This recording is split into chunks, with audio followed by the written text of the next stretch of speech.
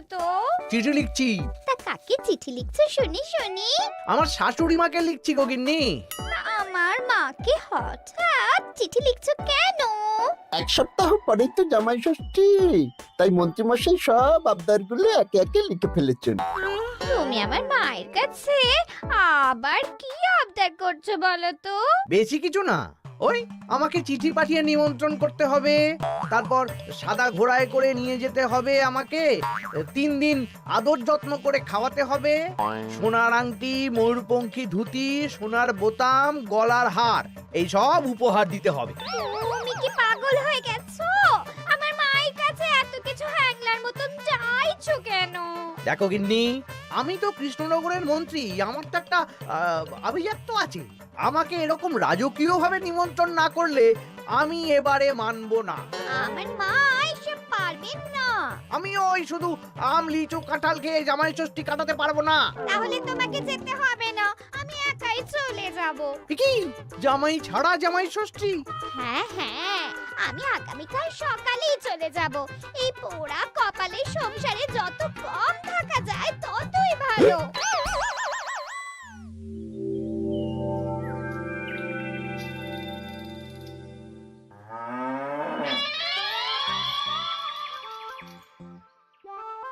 এই চলো চলো চলো চলো।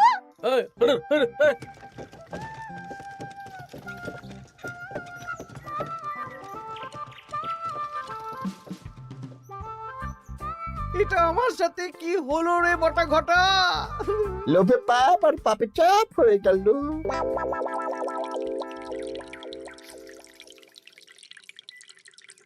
বাহ বাহ, আজ সবাইকেই বেশ খুশি খুশি দেখাচ্ছে।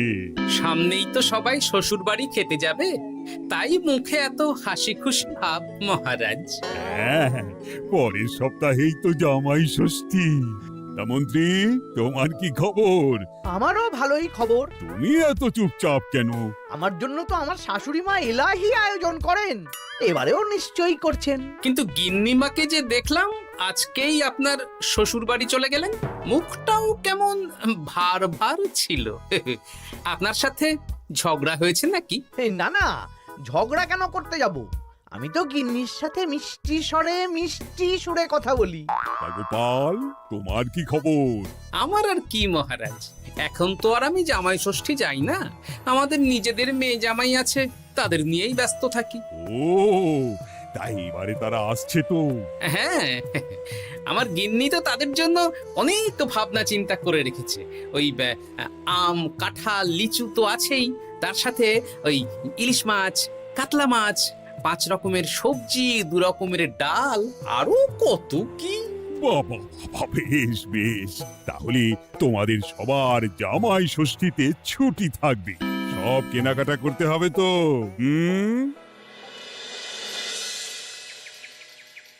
মাথাটা খারাপ হয়ে যাচ্ছে রে, সবাই চব্যচস্য খাবে। মন্ত্রীমশাই, এই তো সুযোগ। কিসের সুযোগ? আমি বলতে চাইছিলাম যে এই সময় সব সভাসদেরাই তো জামাই ষষ্ঠীর নিমন্ত্রণ রক্ষা করতে শ্বশুর বাড়ি যাবে, আর সবাই কিছু না কিছু কিনে নিয়ে যাবে। হ্যাঁ, শাড়ি গয়না মিষ্টি। আর গোপাল তো ওর জামাইয়ের তদবির করতেই ব্যস্ত থাকবে। গোপালও কেনাকাটা করবে, তাই এই সুযোগটা হাতছাড়া করা যাবে না। হ্যাঁ, সবাই হাত খুলে খরচ করে কেনাকাটা করবে, আর আমি ওই কেনাকাটায় ভাগ বসাবো। একদম এইটাই বলতে চাইছিলাম। শোন, তোরা শুধু ভাবনা চিন্তা করে নে কিভাবে কুচির কাজটা করা হবে। আমি আগামীকাল রাজসভায় একটু বিশদে জেনে নেব যে কে কি কবে কিনছে। কেমন? বেশ, তাহলে তো কাজ আরো সোজা হয়ে গেল। আমরা সোজা কাজ করব, আপনি মজা নেবেন। একদম।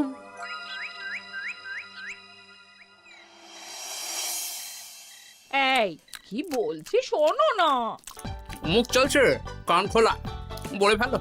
আমি আমাদের জামাইয়ের জন্য একটা আংটি আর মেয়ের জন্য একটা নাক ছাবি বায়না করে এসেছি। হ্যাঁ, মানে মানে তুমি আগামীকাল সন্ধ্যাবেলা দাম মিটিয়ে দিয়ে ওগুলো নিয়ে আসবে, কেমন? ওরে বাবারে কি হলো গো?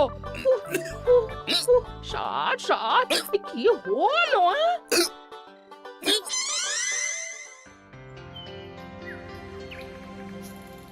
তোমার মুখ ওরকম বাংলার পাঁচের মতো হয়ে আছে কেন?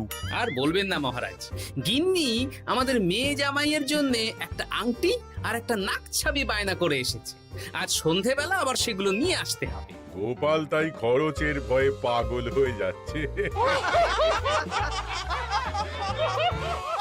তা বাকিদের কেনাকাটা কত দূর? আমি ভাবছি ওই আগামীকাল দুপুরেই সব কেনাকাটা করে নেব। শ্বশুর মশাইয়ের জন্য ধুতি, শাশুড়ি মায়ের জন্য ভালো শাড়ি, হ্যাঁ, আর তারপর ওই ফল মিষ্টি আরো অনেক কিছু, হ্যাঁ, সব কিনতে হবে। আমি তো ভাবছি আজকেই কিনে রাখবো, সন্ধেবেলা একটু যাওয়ার আছে। আমি তো বিয়ে করিনি, তাই আমার জামাই ষষ্ঠী নেই। আমি তাই হাত গুটিয়ে বসে থাকবো। আর বাকিদের? আমার মহারাজ, বুঝে গেছি, তোমরা এখন থেকেই ব্যস্ত হয়ে পড়েছ। ঠিক আছে, তাহলে আমি এখনই ছুটি ঘোষণা করলাম।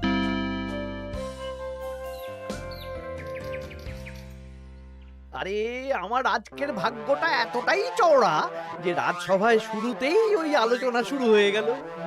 মানে গোপালের মুখ ভার ছিল, নিজেই কারণ বলে দিল যে আজকে সন্ধ্যাবেলা জামাই আর মেয়ের গয়না কিনতে যাবে। আচ্ছা, আর বাকিরা? বাকিদের ব্যাপারও জেনে নিয়েছি।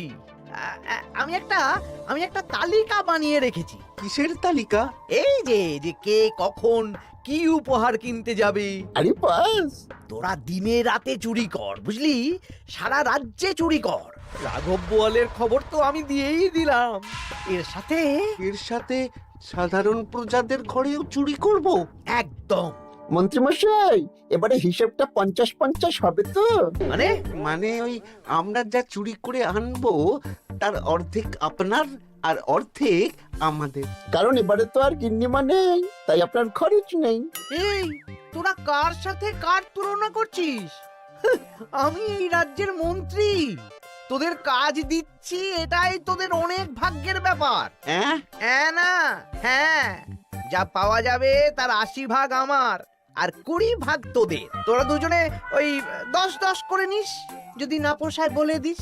আরে বাবারে, না না, ঠিক আছে, আপনার শর্তেই রাজি। তোরা চুরি করবি মুখ ঢেকে বা মুখে কালো রং করে, আর গায়ে হাতে তেল মেখে নিবি, ভুলিস না। আচ্ছা মন্ত্রী মশাই, মনে থাকবে। বুঝলে রানী, আমি সব সভাসদদের আজকে থেকেই জামাই ষষ্ঠীর ছুটি দিয়ে দিয়েছি। ভালোই করেছেন। চলুন না, আমরাও আগামীকাল বেরিয়ে পড়ি। হ্যাঁ, তাহলে তো ভালোই হয়। সারা দিন রাত এত কাজের চাপ, এত হিসেব নিকেশ, কয়েকদিন একটু ঘুরে এলে মাথাটা হালকা হবে। তাহলে মহারাজ, আমি এখনই সব গুছিয়ে রাখতে বলছি। কাল সকাল সকাল বেরিয়ে পড়বো। বেশ বেশ, তাই করো, সেটাই ভালো হবে।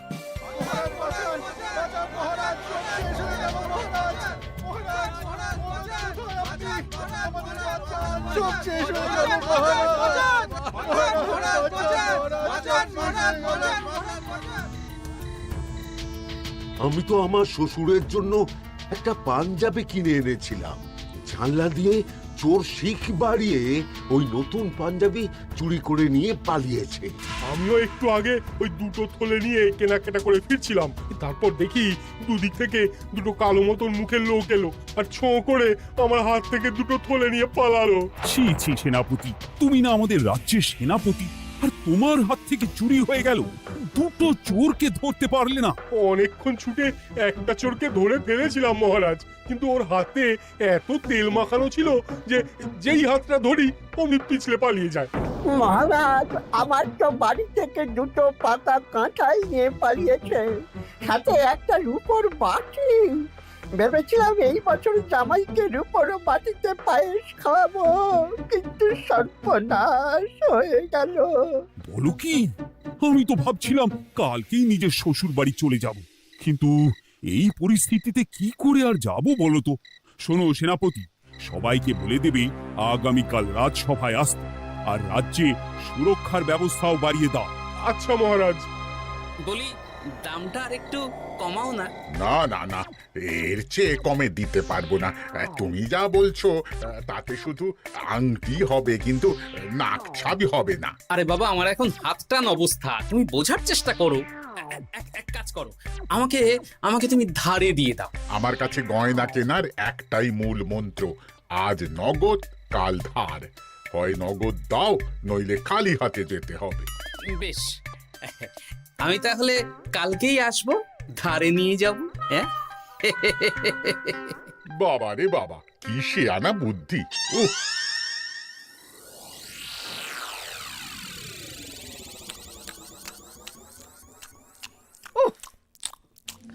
একেই বলে চুরি বিদ্যা বড় বিদ্যা, যদি না পড়ো ধরা। ধরা পড়লেই পড়তে হবে হাতে হাত করা। আজকে সন্ধ্যাবেলা তো গোপালের গয়না কিনতে যাওয়ার কথা ছিল, সেটার কি হলো? ধুর, ও যা কিপটে। ও বলছে ধারে গয়না দিন। আমি তো সাকরার দোকানের বাইরে ঠাই দাঁড়িয়েছিলাম। গোপাল খালি হাতে বাড়ি গেল আর আমিও খালি হাতে চলে এলাম। গোপালের চওড়া কপাল। কিন্তু সুযোগ একবার পেলে আমরা হাতছাড়া করব না। হ্যাঁ, তোমাকে যে এত করে বললাম সন্ধেবেলা জামাইয়ের আংটি আর মেয়ের নাক চাবিটা নিয়ে এসো, তা কথা কানে যায়নি নাকি? ও শেখ রাজা দাম চাইলো, তা শুনেই আমার মাথা খারাপ হয়ে গেল। মানেটা কি? শেখরা বলেছে আজ নগদ কাল ধার, তাই আমি কালকে ধারে নিয়ে আসবো। ওহ, তোমাকে নিয়ে আর পারি না। হ্যাঁ, মেলা কথা না বলে খেতে দাও দেখি।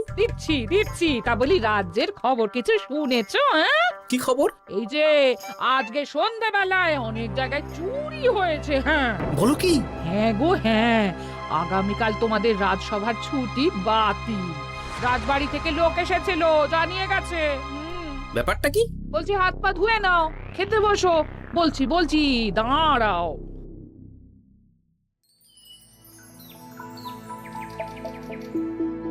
রাজ্যে এতগুলো লোকের বাড়ি থেকে চুরি হয়ে গেল। ভগবানের অশেষ করুণা মহারাজ, আমার বাড়ি থেকে এখনো চুরি হয়নি। হয়নি তো কি হয়েছে, হবে। তোমার বাড়িতেও চুরি হবে। বাবা, মন্ত্রীমশাই, আপনি কি আগে থেকেই জানেন নাকি যে আমার বাড়িতেও চুরি হবে? তা চোর কি আপনার মাস্তুতো ভাই নাকি? কি মন্ত্রী, তুমি কি চোরকে চেনো? সত্যি মন্ত্রীমশাই, আপনি চেনেন? চেনেন? না মানে এই চিনি না আসলে, ইয়ে করলাম, মানে আন্দাজ করলাম। কোন যুক্তিতে আন্দাজ করলেন মন্ত্রীমশাই? না আসলে যারা যারা এই বছর জামাই ষষ্ঠীতে যাচ্ছে বা জামাই আদরের আয়োজন করেছে, চোর বেছে বেছে তাদেরই চুরি করছে তো, তাই আর কি। ও, বুঝেছি। এটার সাথে মন্ত্রীমশাইয়ের একটা যোগ থাকলেও থাকতে পারে। আচ্ছা, যে জন্য তোমাদের ডাকা, তোমাদের যে দীর্ঘকালীন জামাই ষষ্ঠী উপলক্ষে ছুটি দিয়েছিলাম, সেটা বাতিল করে শুধুমাত্র জামাই ষষ্ঠীর আগের দিন থেকে জামাই ষষ্ঠীর পরের দিন পর্যন্ত ছুটি থাকবে। আচ্ছা মহারাজ। আর সবাই একটু সাবধানে থেকো, দিনকাল খুব খারাপ। মন্ত্রীমশাই অত জোর দিয়ে কেন বললেন কথাটা? ব্যাপারটা ভেবে চিনতে দেখতে হবে।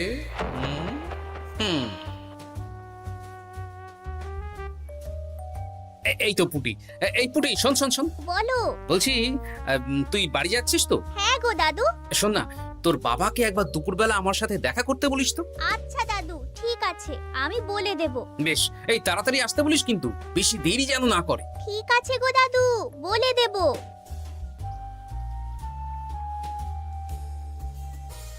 এবারে বিজ্ঞানীর বাড়ি একবার যেতে হবে।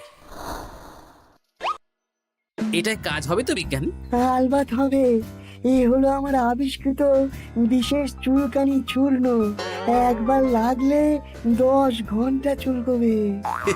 ঠিক আছে।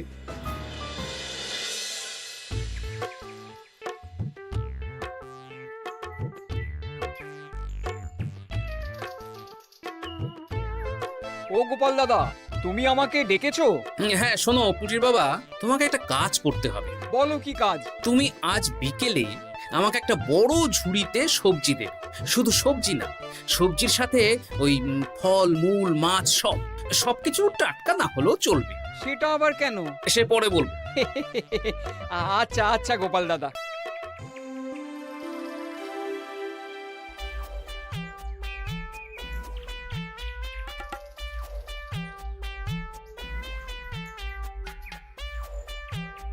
বাবা, পুটির বাবা এত শাক সবজি ফল নিয়ে বাড়ি যাচ্ছ নাকি? না না, গোপাল দাদার বাড়ি যাচ্ছি। জামাই ষষ্ঠীর এলাহি আয়োজন করেছে তো। ও তাই তো, তাই তো। বেশ বেশ, যাও যাও যাও।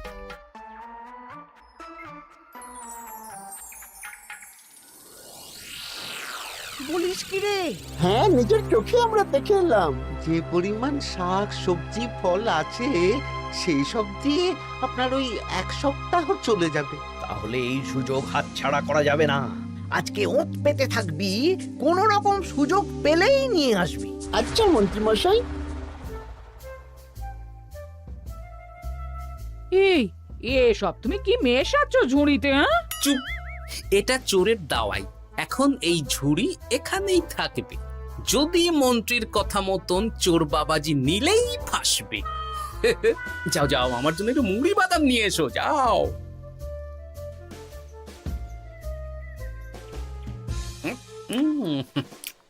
আহা, মুড়ির কি স্বাদ!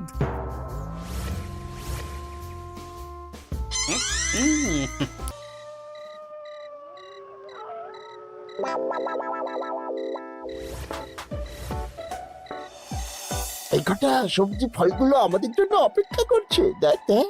এ তো দারুণ সুযোগ। দরজা জানালা ভাঙার, শীত কাটার কোনো ব্যাপার নেই। ঠিক, তাহলে আর দেরি কেন, চল।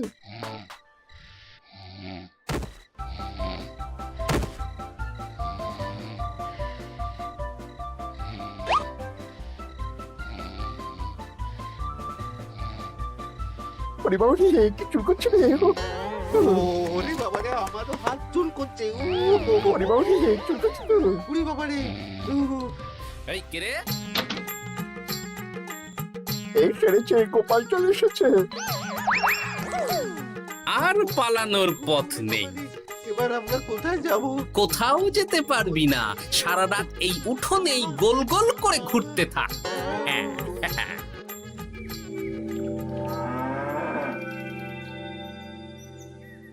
ও এখনো বেটারা এলো না। ওরা ধরা পড়ে গেল না তো? ধরা পড়ে আমার নাম বলেনি তো? না না, আজ আর রাজসভায় যাব না।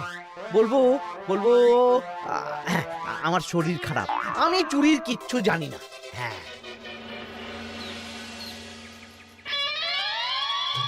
শুধু মন্ত্রী আসেনি।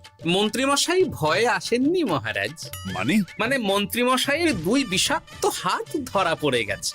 এরা দুজনে মন্ত্রীমশাইয়ের নির্দেশে সবার বাড়ি বাড়ি চুরি করেছে, ছিনতাই করেছে। তাহলে আর দেরি কেন? চলুন মন্ত্রীকে ধরে আনি। এ না হয় ধরবেন, কিন্তু উনি যদি অস্বীকার করেন, কারণ চুরির সময় উনি তো উপস্থিত ছিলেন না, যদি বটা ঘটার কথা অস্বীকার করেন। সে ভাবনাও আমার ভাবা আছে। শোন বটা ঘটা, এই তো ভালো বুদ্ধি, চলো সবাই।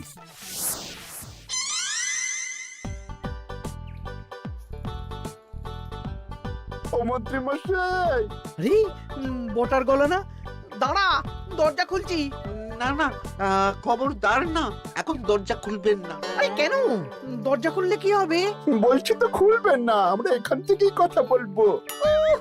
তোদের চিন্তায় আমি পাগল হয়ে যাচ্ছিলাম। তোদের যে গতকাল সন্ধ্যাবেলা গোপালের বাড়িতে চুরি করতে পাঠালাম, সেটার কি হলো? সেটা আমি পরে বলবো।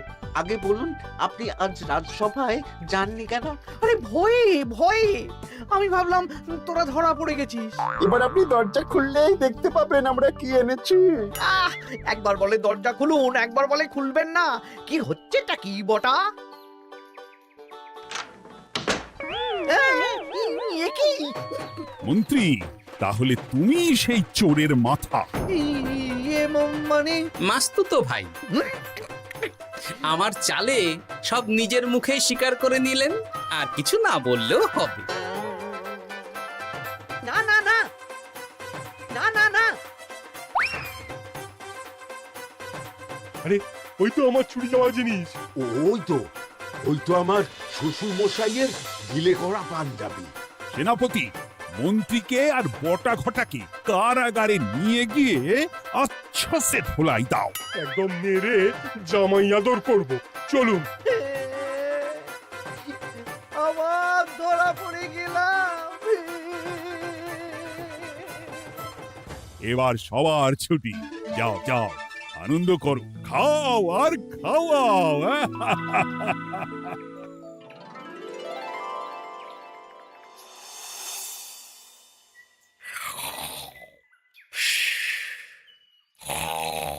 কি গো, বলি বেলা তো অনেক হলো, উঠবে তো নাকি? কাল সারা রাত যা ধকল গেছে, তাই একটু বেশি ঘুমিয়ে পড়েছিলাম। বলি ধকল আবার কি? হ্যাঁ, দিব্যি তো ঘুমাচ্ছিলে। সেটা তুমি বুঝলে তো হয়েই যেত গিন্নি। আসলে সামনেই তো জামাই ষষ্ঠী, তার উপর তুমি যা আয়োজন করেছো, সেটার ধকলেই স্বপ্ন দেখছিলাম আর কি।